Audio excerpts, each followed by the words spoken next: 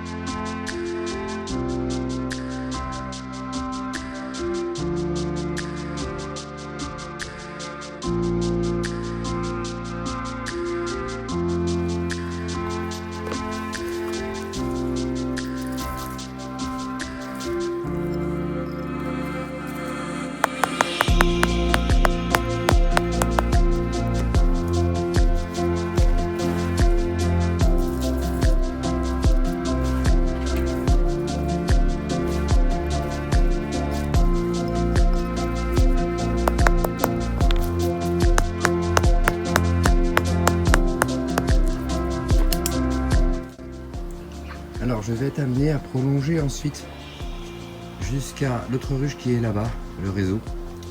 Donc en attendant de le mettre en place, parce que c'est pas du tout une urgence vu que pour l'instant il n'y a pas de ruche habitée, je vais bloquer avec une pierre la gaine qui sort à ce niveau-là.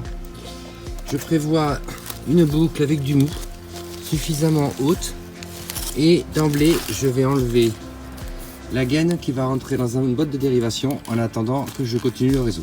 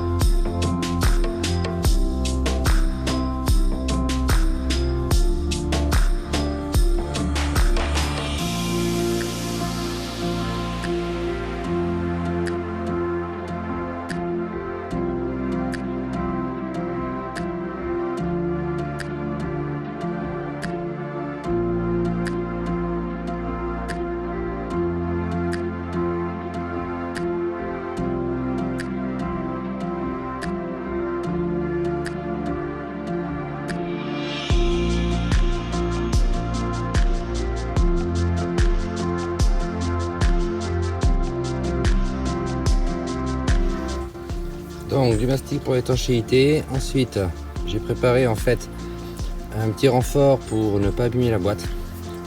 Je vais aller chercher avec la pointe qui dépasse le trou que j'ai. Et ce mastic va permettre de faire l'étanchéité de la boîte. Je place mes deux vis pareilles et ensuite je visse sur la pierre.